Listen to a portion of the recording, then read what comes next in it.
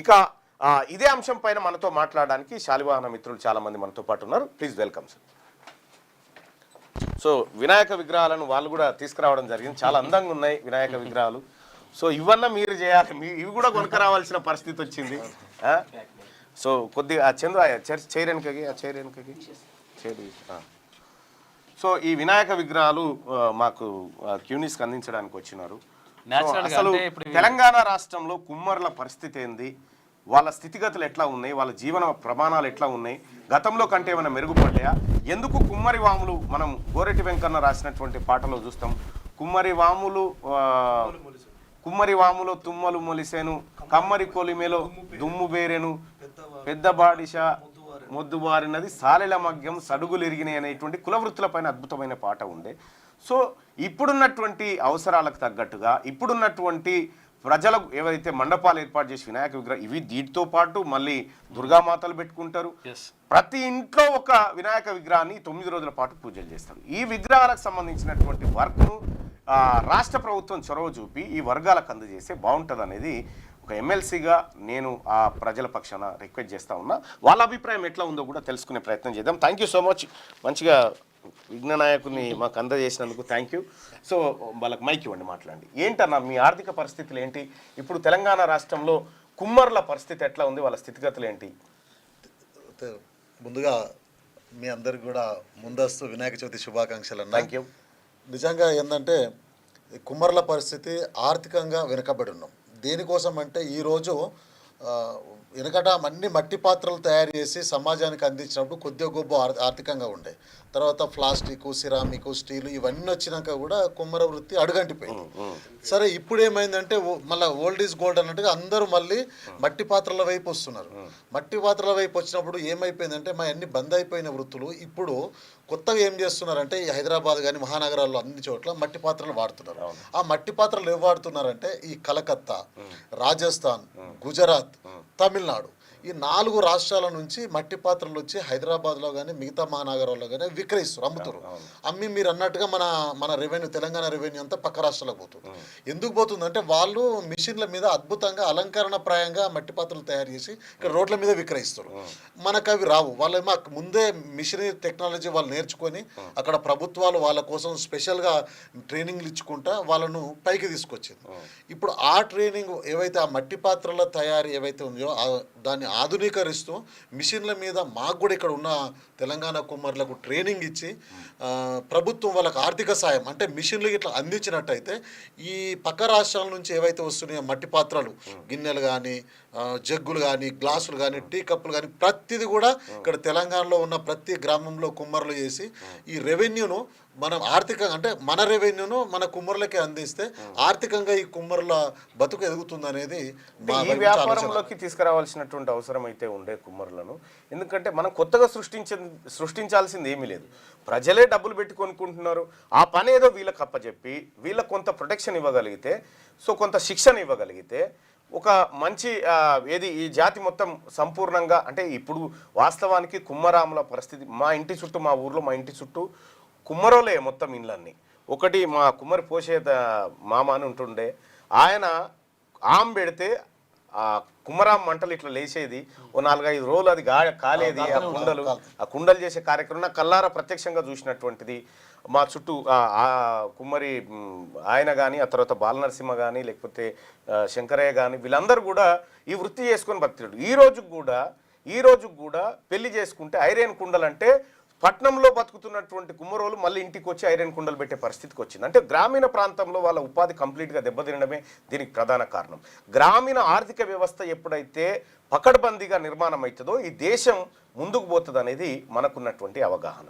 కాబట్టి సర్వే నివేదికలు కూడా ఇవే చెప్తా ఉన్నాయి. కాబట్టి తెలంగాణ ప్రభుత్వం ఈ గ్రామీణ కుల వృత్తులకు సంబంధించి ఈ పండుగలు ఏవైతే ఉన్నాయో వీటిని అటాచ్ చేయడం ద్వారా రాష్ట్ర ప్రభుత్వానికి ₹1 ఖర్చేం లేదు. సింపుల్గా మీరు ఏదో కార్పొరేషన్లు పెట్టి ఏదో చేసి వాళ్ళకు లోన్లు ఇస్తామని అది కాదు. వాళ్ళకు ఉపాధి శిక్షణ ఇవ్వండి. వాళ్ళకు ఉపాధి శిక్షణ ఇస్తే మనకి ఎట్లాగో స్కిల్ యూనివర్సిటీ పెట్టుకున్నాం. ఆ స్కిల్ యూనివర్సిటీలోనే కుమ్మరులందరినీ సేకరించి వాళ్ళకు కోర్సు నేర్పించండి. తర్వాత వాళ్ళకి కనుక మనం లోన్లు ఇచ్చి మిషన్లో ఈ అద్భుతమైన తయారీ కార్యక్రమాలు చేపట్టి వాళ్ళకు మార్కెటింగ్ ఏరియాను కనుక చూపించగలిగితే చాలా అద్భుతమైనటువంటి ఫలితాలు ఉంటాయి. రాష్ట్ర ప్రభుత్వానికి కూడా మంచి పేరు వస్తుందని నేను చెప్పదలుచుకున్నాను. ఇంకా భయ్యా ఇంకోటి ఏంటంటే ఇప్పుడు ఈ అయితే మన రాష్ట్రంలో కానీ దేశంలో కానీ పర్యావరణాన్ని కాపాడాలనేది అందరి ఆలోచన. కానీ ముఖ్యంగా పర్యావరణాన్ని కాపాడేది కుమ్మరే.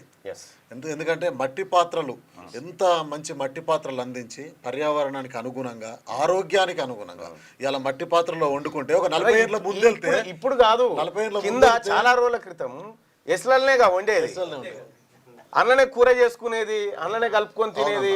ఎంత కమ్మగా ఉంటుండే కూర వండితే కూడా. అన్న 40 ఏళ్ళ ముందుకెళ్తే కూర ఆడుకుంటాను. 40 ఏళ్ళ ముందుకెళ్తే అన్న 40 ఏళ్ళ ముందుకెళ్తే ప్రతి గ్రామంలో ప్రతి ఇంట్లో కుండలనే అన్నం ఉండేది, కూర కుండ ఉండేది. అన్ని గోరాలలో బియ్యం పోసేది, నీళ్లు తాగేది కూడా చిప్పి పెట్టి పంపేది. ఆ రోజు 40 ఏళ్ళ క్రితము ప్రతి గ్రామంలో ఎన్ని దవాఖానలు ఉండే, మండలానికి ఒక దవాఖాన ఉండే. ఆడ కూడా రోగిస్తుంటే రోగాల బండ్లు లేవు రాకపోతుంది 40 ఏళ్ళ కింద. ఇప్పుడు కుండలు బంద్ అయిపోయినాక 40 ఏళ్ళ తర్వాత ప్రతి గ్రామంలో గల్లికి ఎన్ని దవాఖానలు వచ్చినాయి. వీటన్నిటికి కూడా మట్టి పాత్రల వాడకం తగ్గినాకనన్నా. ఉదాహరణ ఏంటంటే ఈరోజు మట్టి పాత్రలు కుండలలో నీళ్లు పోస్తాం, ఫ్రిడ్జ్లో నీళ్ళు కాకుండా కుండలో నీళ్ళు తాగితే ఆరోగ్యానికి మంచిది అంటాం. కానీ ఆ కుండ ఏం చేస్తుంది అన్న, మీరు బాగా ప్రతి ఒక్కరు కూడా గమనించండి. మీ ఇళ్లలో కుండలో నీళ్ళు పోసినాక నీళ్లు చల్లగా ప్యూరిఫై అవుతాయి, మంచిగా శుభ్రమై నీళ్ళు తాగుతాం. నీళ్ళు తాగినాక చూడండి అన్న, నీళ్ళు అయిపోయినాక కుండలు ఇట్లా అనండి, ఇట్లా అంటే దాని పొడితే వండు వస్తుంది, కుండకు వండు వస్తుంది. వండు వంపేసి మళ్ళీ నీళ్ళు పోస్తాం, మళ్ళీ నీళ్ళు తాగుతాం, మళ్ళీ వండు వస్తుంది. ఆ వండు ఏంటంటే నీటిలో ఉన్న ఈ మలినాలను కుండ దాంట్లో తీసుకొని దగ్గర పెట్టుకుంటుంది.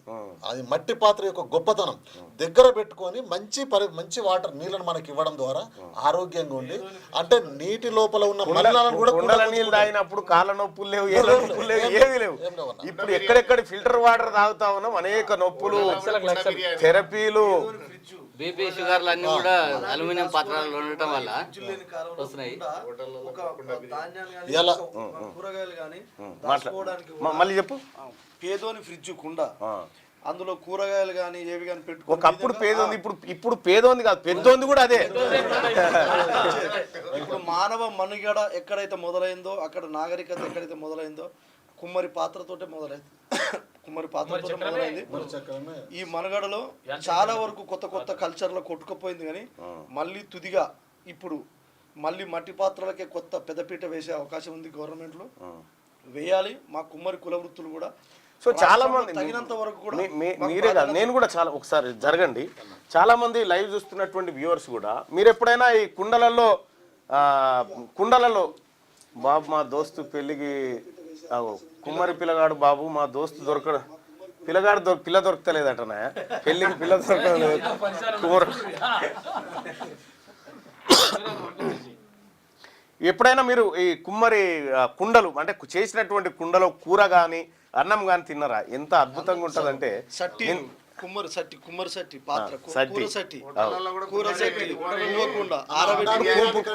కుండ బిర్యానీ, కుండలో ఆరబెట్టినది కలి కుండలో ఆరబెట్టుకొని కుండలో కలి స్టోర్ చేసుకొని దాన్ని కుండలో వండుకొని ఆ వార్చి తిన్న బువ్వ 3 రోజులు కూడా వాసిపోతుంది, కరగు కాకపోతుండే. కరెక్ట్, అది వాస్తవం.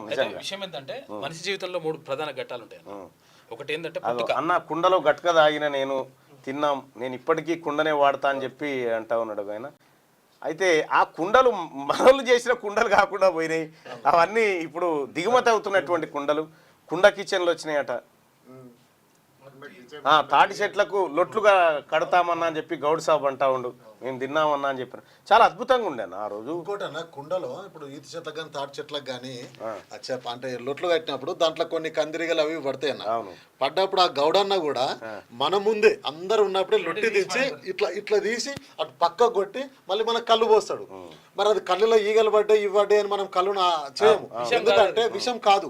ఎందుకంటే ఏదైతే కీటకాలు పడతాయో అవి చనిపోయినా కూడా వాటి యొక్క అణువులను కుండ తీసి లొట్టి దగ్గర పెట్టుకుంటుంది, దాని అంచుకు కుండ కానిపోతే అంత ఉంటుంది. సైంటిఫిక్ గా ఆలోచించి కట్టింది అది, వస్తుంది కాదు ఆ కుండ అనేది. సో ఇప్పుడు అన్నమే తిన్నామన్నా నువ్వు చిన్నప్పుడు కూరాట్లో అన్నమే తిన్నాం ఎస్ అని చెప్పినట్టు ఎస్ తిన్నాం. చాలా మంది తిన్నారు. మా అమ్మమ్మ ఇప్పటికి తింటుంది కుండలో, అందుకే అమ్మమ్మ అయింది మంచిగా ఏ బాధ లేకుండా. అన్న ఇలాంటి హాస్పిటల్ అవసరం లేదు. కుండలో భోజనం చేస్తే, కుండలో కూర వండుకుంటే ఆరోగ్యం బాగుంటది. ఎలాంటి దవాఖానలో పోవాల్సిన పని ఉండదు, గోళీల పని కూడా ఉండదు వీళ్ళకు. సో సగం బాధలు పోతాయి. అన్న కళ్ళు కుండ చికెన్ కూడా చేస్తారు అని చెప్తా ఉన్నారు. నేను మా గ్రామంలో మనిషి జీవితంలో కుండ చాలా ప్రాధాన్యమైందన్న. పుట్టినప్పుడు కుండనే కాదు, అప్పుడు గోళాలు కూడా దాంతోటే తయారు చేసేది. గోళాలు, కాగులు ఇవన్నీ తయారు చేసేది. అంటే ధాన్యం నిలువ ఉంచడానికి కూడా ఈ కాగులను తయారు చేసి పెట్టేది.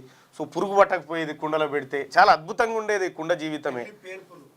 ఐరన్ కుండల కాడ నుంచి మొదలు పెడితే అసలు ఎక్కడో ఓ చోట ప్రతినిత్యం మన జీవితంతో ముడిపడి ఉన్నటువంటి మనిషి జీవితంలో 3 ఘట్టాలు ఉంటాయి ప్రధానంగా. ఒకటి పుట్టుక, రెండోది పెళ్లి, మూడోది చావు. పుట్టుకనే మాయముంత, పెళ్లికి ఐరన్ కుండలు, తర్వాత తలగొరిది, 3 కుండలు తలగొరిది. మనిషి జీవితంలో మూడు ఘట్టాలే ప్రధానం. నాగరికత నుంచి అప్పట్లో ఇల్లు కడితే ఊర్లో పెంకుటిల్లు కట్టినప్పుడు పెంకలే పెంక కుమ్మరిదే, లోపల ముంత దూడని పెడుతుండే, అందులో పైసలు దాచి పెడుతుండే. తర్వాత పెట్టెలు అలమారులు వచ్చినాయి. అవి నా చిన్నతనంలో మా ఇంట్లో ముంత దూడే అన్న, దాంట్లో చాలా పెట్టేది. పెట్టెలు లేవు మా ఇంట్లో, పెట్టె అసలు లేదు. అదే మనకి SBI, అదే మనకి ICICI, అదే మనకు లోపల అరలు ఉంటుండే. అది మట్టి పాత్రలనే పైసలు దాచిపెట్టారు. దాని మీద బట్టనో గిట్టనో పెట్టేది, దాన్ని పెట్టి కాపాడుకునేది. సో అప్పుడు వాస్తవానికి కూడా ఆ జీవన విధానం బాగుండేది. అప్పుడు దవాఖానతో పని లేకుండే. ఎప్పుడో నెలకోసారి ఊరికి డాక్టర్ వస్తే వచ్చినట్టు చూపించుకుందామని ఏం లేకున్నా గోలీ అయితే తెచ్చుకునేది, అట్లా పోయి వచ్చిండు కదా అనేటువంటి ఉద్దేశంతో. సో కాబట్టి రాష్ట్ర ప్రభుత్వం ఇది నాగరిక ప్రపంచాన్ని, అంటే ఈ కుమ్మరి జాతి పుట్టుకను ఇప్పుడు కాదు, మానవాళి పుట్టినప్పటి నుంచి కర్మక్రియల దగ్గర నుంచి మొదలు పెడితే ఈ కుమ్మరి జాతి ఔన్నత్యాన్ని, గొప్పతనాన్ని ఈ కుండలు ఒకరి నుంచి ఒకరికి, ఒకరి నుంచి ఒకరిని కొన్ని వేల సంవత్సరాల చరిత్రను ఈ కుండలు మోసుకుంటూ వచ్చినాయి మన దగ్గరికి. సో కాబట్టి ఈ కుండకు, కుమ్మరి మట్టికి, ఈ మట్టి బిడ్డలకు నిజంగా వాస్తవానికి నాగరికత నిర్మాతలుగా చెప్పొచ్చు వీళ్ళు. నాగరికత నిర్మాతలు అటువంటి వాళ్ళు ఇవాళ అనాగరికమైనటువంటి పరిస్థితుల్లో, ఆర్థిక పరిస్థితి దుర్భరంగా బతుకుతున్నటువంటి ఈ జాతులను 100% పైకి తేవాలి. రాష్ట్ర ప్రభుత్వానికి మేము చేస్తున్నటువంటి రిక్వెస్ట్ ఒకటే, సో ఈ వినాయక విగ్రహాల సమయంలో కానీ, లేదంటే ఇంకా మన దగ్గర సంక్షేమ హాస్టళ్ళు, ఇంకా రకరకాలైనటువంటి వీటి కాడ మనము స్కిల్ యూనివర్సిటీలో వీళ్ళకు ప్రత్యేక శిక్షణ ఇచ్చి వీళ్ళను అటువైపు శిక్షణ ఇచ్చి అటు తీసుకొస్తే అవన్నీ తయారు చేసి అదొక వ్యాపారంలోకి వస్తారు వాళ్ళు, వాళ్ళ జీవితాలు బాగుపడతాయి. సో ఇప్పుడు రాష్ట్ర ప్రభుత్వం చేయకపోవచ్చు, కానీ రేపు బీసీ ప్రభుత్వం అయితే ఖచ్చితంగా ఇలాంటి ఒక గొప్ప స్కీమ్ను తీసుకొచ్చి మళ్ళీ కుమ్మరులు కూడా వాళ్ళ కాళ్ళ మీద వాళ్ళు బ్రతికి వ్యాపారస్తులుగా మారడానికి ఖచ్చితంగా బీసీ ప్రభుత్వం ప్రయత్నం చేస్తుంది. Thank you so much. Right అన్న, థ్యాంక్ యూ. పెడతాం ఆఫీసులో పెడతాం. మా పంతులు ఉండుగా సుదర్శన్, ఆయనే చూసుకుంటాడు. మట్టి విగ్రహాలను పూజించండి, మట్టి విగ్రహాలు పర్యావరణానికి మంచి చేస్తాయి. ఇంకోటన్నా, ఈ పిఓపి వినాయకులను కూడా మనం తీసుకెళ్లి చెరువులో వేసినప్పుడు వాటిలో ఉండే కెమికల్స్ ఆ వాటర్లో కలిసినప్పుడు లోపల చేపలు చనిపోతాయి. మళ్ళీ పశుపక్షాదులు నీళ్ళు తాగుతాయి, వాటికి ఎఫెక్ట్. పశువులు అన్ని రకాలుగా ఉంటుంది. నీళ్లు కూడా పొలాలకు వెళ్తాయి, పొలాలకు వెళ్ళినప్పుడు పంటకు కూడా ఎఫెక్ట్. అన్ని రకాలుగా ఈ ఒక పాయింట్ అన్న, పర్యావరణ ప్రేమికులు చాలా మంది, కార్పొరేట్ కంపెనీ వాళ్ళు కానీ చాలామంది, అంటే తెలివి ఉన్న వాళ్ళు, మేధావంతులు అందరూ ర్యాలీలు తీస్తున్నారు. కానీ ఇటువంటి ఆపర్చునిటీ ఒకటి వస్తుంది పర్యావరణాన్ని రక్షించడానికి. దీన్ని యూటిలైజ్ చేసుకోండి. ఇది అంటే ఒకంత భాగమే, ఇలాంటివి చాలా వస్తుంటాయి. అలా ర్యాలీలు చేయడం, అవేర్నెస్ క్రియేట్ చేయడం మంచి పద్ధతే. ఇలాంటి అవకాశాన్ని కూడా వినియోగించుకోవడం కూడా ఇంకా మంచి పద్ధతి అని నా అభిప్రాయం. గ్రేట్. కుమ్మర్లకి శిరస్సు వంచి నమస్కరిస్తా ఉన్న ఈ జాతి పరిరక్షకులు మీరు. Thank you so much. Right అన్న, థ్యాంక్ యూ.